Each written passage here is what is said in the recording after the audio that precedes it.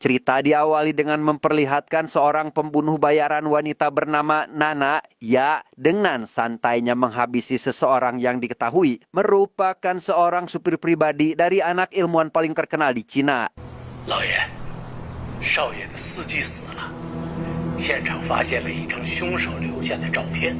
Mendengar hal itu, si ilmuwan yang menyadari jika kematian si supir adalah ancaman bagi putranya pun memerintahkan pengawal pribadinya agar melindungi si anak. Namun si pengawal langsung menolak dan menyarankan tugas itu untuk orang lain, yakni seorang wanita yang merupakan mantan tim khusus di kepolisian. 非常感谢你对我的信任，这次任务我另有人选。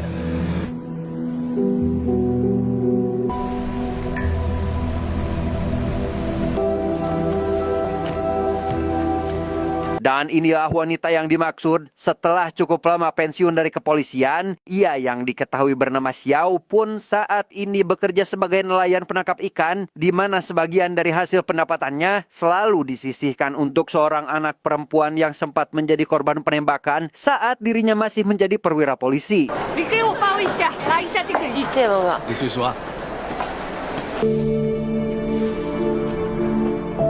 Pada waktu itu, Xiao terpaksa menembak seorang penjahat yang menjadikan anak kecil sebagai sandera, di mana kejadian itu tanpa diduga membuat si anak yang bernama Wan Wan ikut menjadi korban akibat penjahat melepaskan satu tembakan yang apabila tidak segera dilakukan operasi, maka Wan Wan divonis tidak akan pernah bisa berjalan lagi.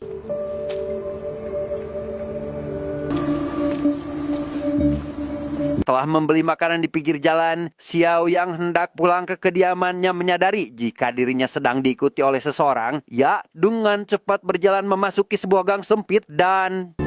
为什么一直跟着我？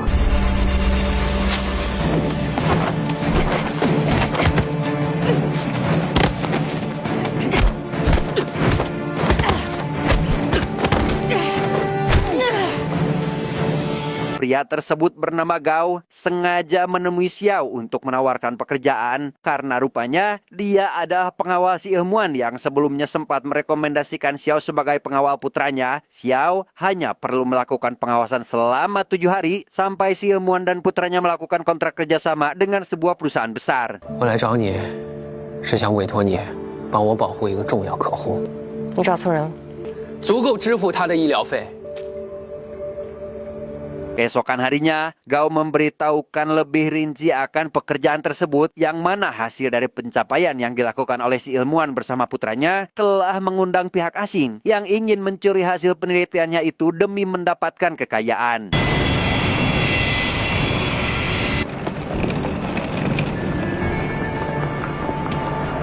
Singkat cerita, Xiao akhirnya tiba di bandara dan dijemput oleh seorang pria bernama Pet. Dalam perjalanan menuju ke tempat tujuan, si Pet memberitahu jika nanti mereka mendapatkan perkataan yang kurang enak dari majikannya harap untuk dimaklumi saja karena dirinya sendiri belum mengetahui siapa Xiao. Begitu pula dengan kemampuan yang dimilikinya.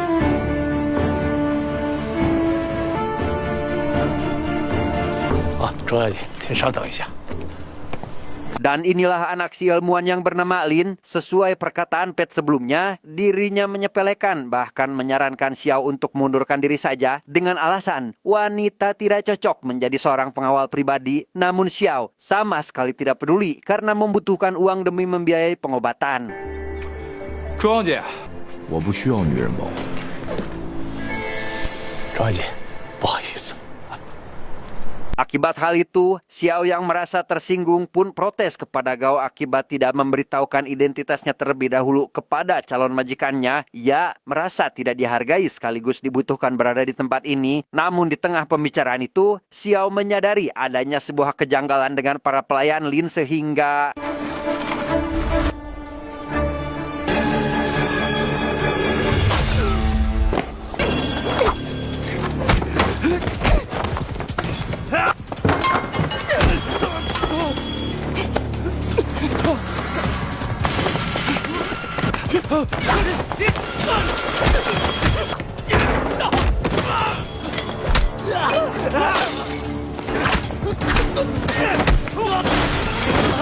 Setelah berhasil mengalahkan para pelayan gadungan tersebut, Xiao yang menyadari jika kediaman ini sudah tidak aman untuk ditinggali lantas mengajak Lin dan Pet untuk pergi dari tempat itu, ia menggunakan sebuah kendaraan umum agar tidak mudah terlacak oleh para penjahat yang sedang mengincar majikannya. 哦，车库里还有别的车，我去看一下。所有的车辆都有可能被追踪。那怎么办？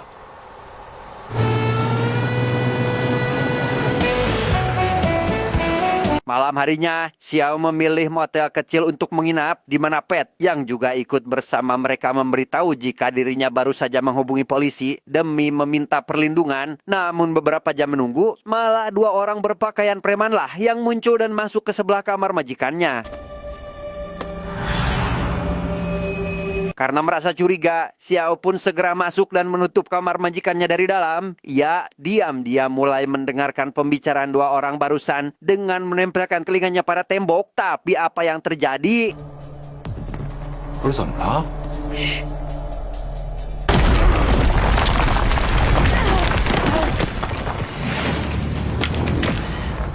Dan ya, 2 orang tersebut rupanya masih satu komplotan dengan pihak yang mengincar Lin, di mana si pembunuh bayarin yang memiliki postur tubuh besar langsung membabi buta sehingga Xiao dan majikannya harus bekerja sama demi mengalahkan mereka.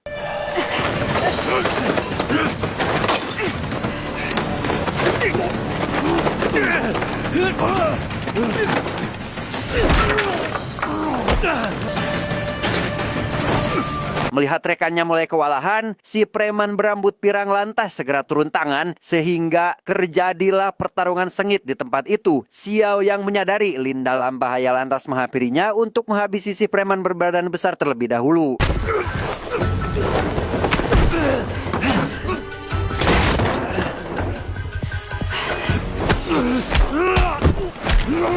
Setelah berhasil dikalahkan, si preman pirang yang tidak terima melihat rekannya dibuat babak belur pun menggunakan pisaunya untuk menghabisi Lin, di mana serangan yang dilancarkan malah meleset dan justru mengenai Pet sehingga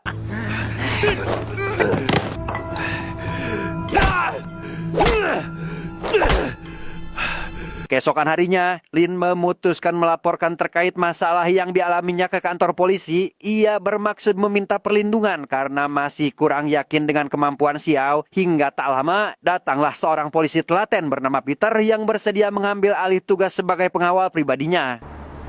你是？我是林先生的保镖。我不用。从现在开始，你的安全由我们全权负责。 Karena menurutnya polisi lebih dapat diandalkan, Lin pun memutuskan ikut pergi bersama Peter dan beberapa polisi lainnya. Ia meminta Xiao agar tidak perlu lagi ikut campur dalam masalah yang sedang menimpanya saat ini. 看来你已经被解雇了，不需要你了。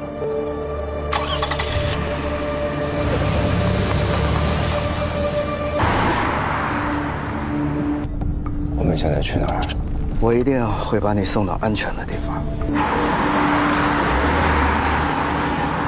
Dalam perjalanan itulah, Peter merasa ada yang janggal dengan anak buahnya yang tiba-tiba mengambil jalur lain, di mana hal itu seketika membuatnya sadar jika orang-orang tersebut bukanlah anggota dari kepolisian yang sesungguhnya sehingga...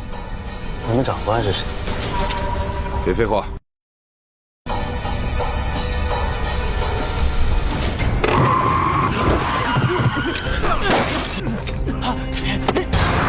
Di tengah keributan yang masih berlangsung, Lin dibuat kewalahan, begitu pula dengan Peter, yang tentunya mereka berdua tidak menduga jika hal seperti ini akan terjadi sampai akhirnya...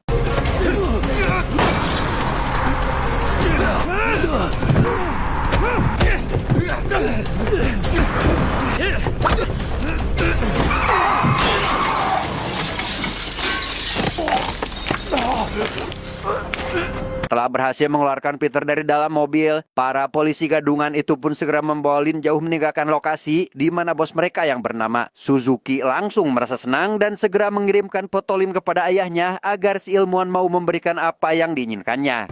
林先生，合作的事情，你把我儿子照顾好，我同意和你们合作。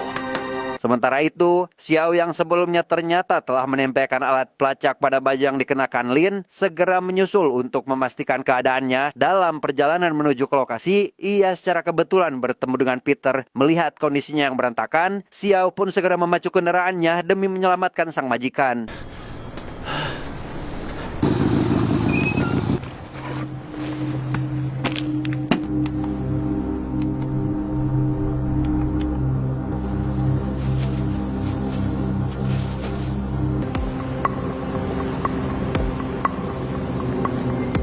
Berlokasi di pinggir pantai, Xiao diam-diam naik ke atas kapal menggunakan tali yang menjular di hadapannya. Yang mana setibanya di atas, ia pun langsung dihadapkan dengan anak buah Suzuki yang melakukan penjagaan penuh dan...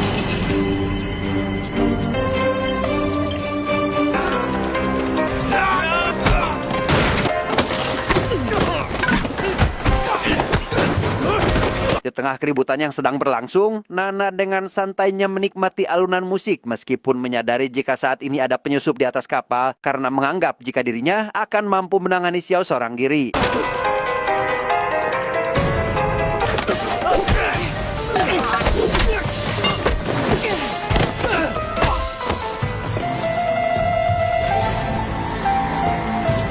Lin yang saat ini sedang berusaha membuka ikatan melihat Xiao berjuang sendirian, ia pun segera berteriak keras demi memberitahukan keberadaannya, sehingga Xiao yang menyadari hal itu semakin membrutal demi mempercepat proses penyelamatan majikannya.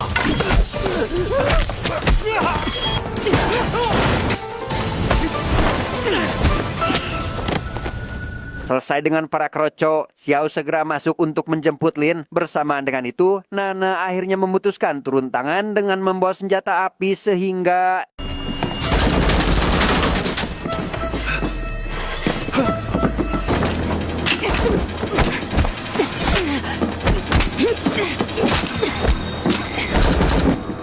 Dan ya, Xiao kali ini dibuat kewalahan akibat berhadapan dengan sosok pembunuh bayaran, di mana Lin yang juga ikut membantu sama sekali tidak dapat membuat Nana kesulitan sampai akhirnya...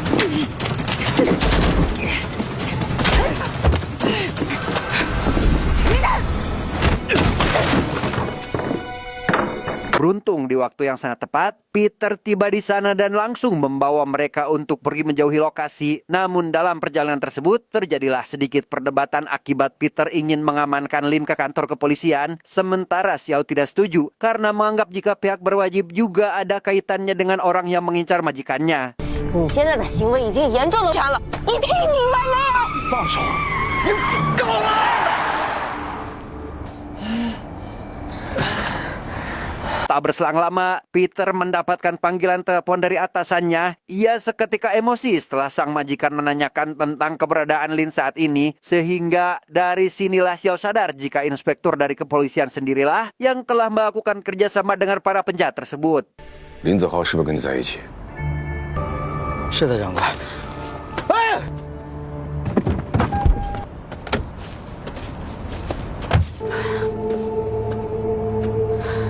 Karena penasaran dengan alasannya yang tetap bersikeras ingin membantu, Lin segera menanyakan hal tersebut kepada Xiao, sehingga Xiao akhirnya jujur terkait dirinya yang ingin membiayai operasi Wan Wan akibat merasa bersalah atas apa yang menimpa kepadanya.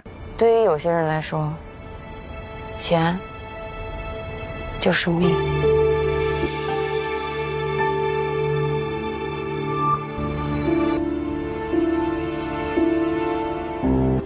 我带你去个地方。 Tidak ingin membuang waktu, Lin segera mengajak mereka ke perusahaan untuk menghilangkan berkas hasil penelitian. Karena jika didapatkan oleh Suzuki, maka tamatlah sudah perjuangannya bersama sang ayah. Yang selesai dengan itu, mereka pun kembali melanjutkan perjalanan menuju ke sebuah laboratorium untuk mengambil sampel yang sudah jadi.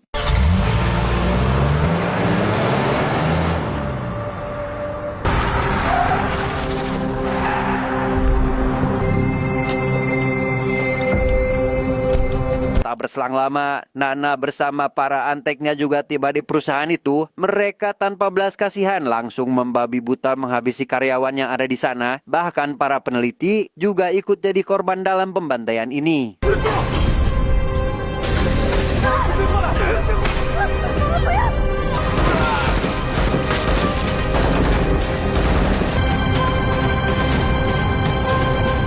Mengetahui hal tersebut, inspektur polisi yang menyadari jika Suzuki kelewat batas segera menemuinya secara langsung, ia mengancam akan memberhentikan kerjasama apabila rakyatnya ada lagi yang menjadi korban. Alih-alih merasa bersalah atas apa yang dilakukannya, Suzuki yang kepalang edan pun menghabisi si inspektur hingga maut saat itu juga. 消消气儿，喝一杯。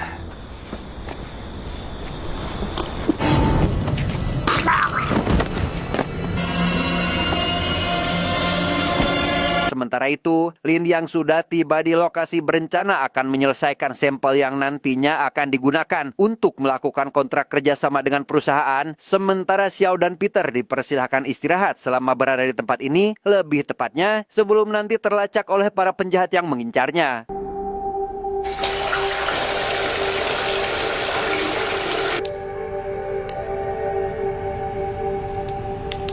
Setelah membersihkan diri, Xiao menghampiri Lin yang masih sibuk menyelesaikan pekerjaannya. Dirinya menceritakan terkait masa lalunya yang terpaksa mundur dari kepolisian, yang rupanya sengaja dikeluarkan oleh ayahnya sendiri selaku jenderal polisi akibat terlalu khawatir dengan keselamatannya.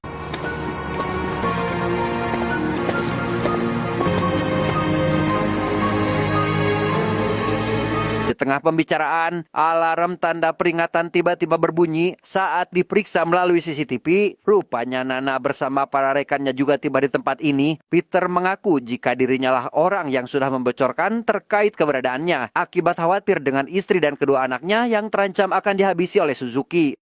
我没得选。快走！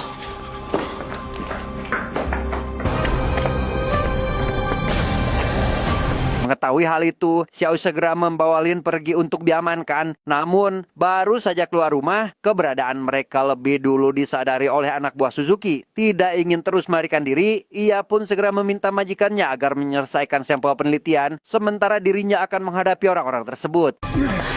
你去拿东西，这里交给我。去。小心！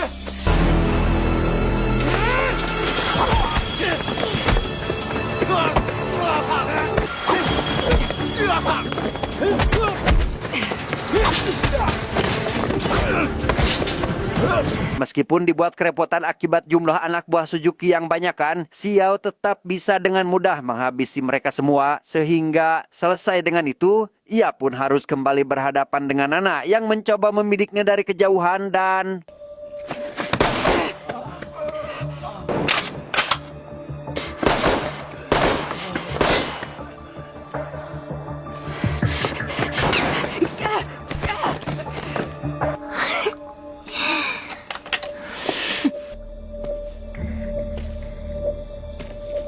Dan ya, Xiao rupanya masih bertahan hidup setelah peluru tersebut mengenai ponselnya. Sehingga kini mereka berdua pun langsung melakukan duel sengit dengan Nana yang menggunakan pistol sebagai senjatanya.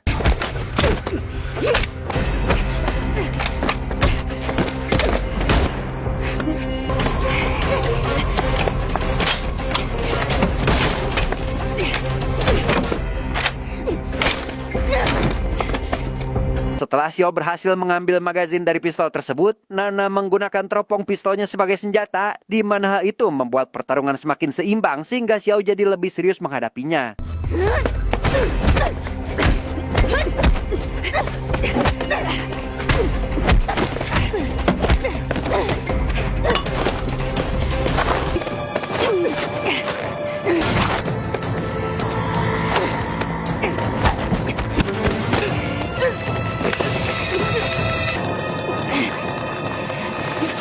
Setelah Nana berhasil dikalahkan oleh Xiao, Lin yang saat ini sedang pergi menuju laboratorium di ruangan bawah tanah dihadang oleh anak buah Suzuki. Namun di tengah keributan itu, Peter datang tepat waktu untuk membantunya tanpa menyadari jika saat ini Suzuki bersama anak buah yang tersisa juga baru tiba di lokasi tersebut. 你去拿东西，这里交给我。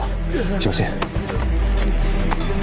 Sesampainya di laboratorium, Lin segera masuk ke salah satu ruangan di susul Xiao yang tiba belakangan, yang mana di situ dirinya segera mengambil sampel ciptaan yang sudah jadi. Namun, baru saja akan pergi dari tempat itu, Peter juga datang ke sana dalam kondisi babak belur akibat perbuatan Suzuki bersama para anak buahnya.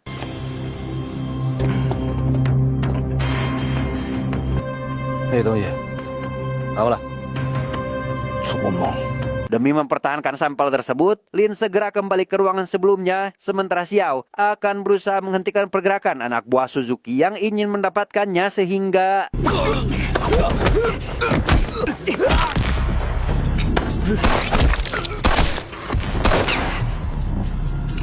Setelah sebagian kroco berhasil dikalahkan, Xiao kali ini harus berhadapan dengan Suzuki yang menggunakan senjata, tetapi...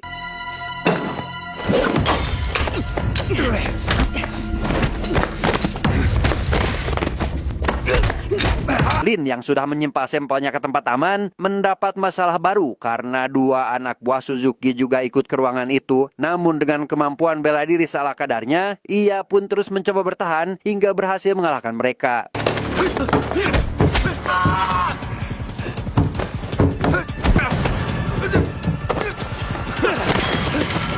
Sementara itu, Xiao yang kali ini dibuat kewalahan oleh Suzuki dibantu Lin yang merasa kasihan kepadanya, sehingga hal itu cukup membuat Suzuki sedikit kesulitan, namun tetap sanggup berdiri untuk memberikan perlawanan.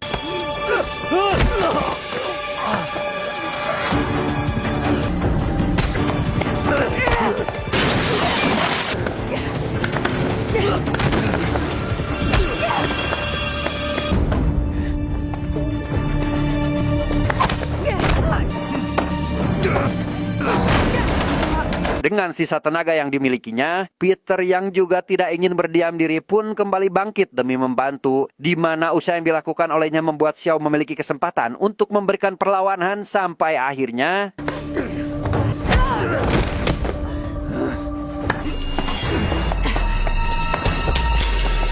Di tengah momen krusial seperti ini, Xiao untuk kedua kalinya diberatkan akan sebuah pilihan. Namun Lin yang mengerti akan situasi segera dengan cepat menghantam kepala Suzuki sehingga...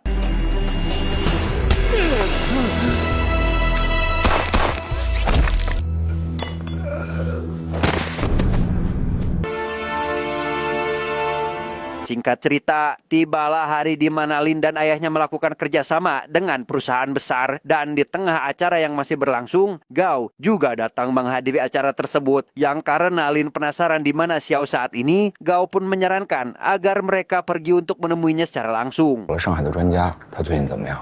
那不如自己去看看。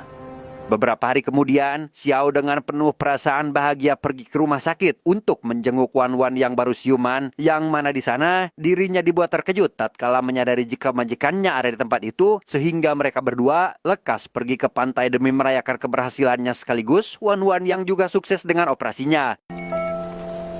喂， 小南，我又有新的任务找你，新的地方，新的任务，他现在去找你了。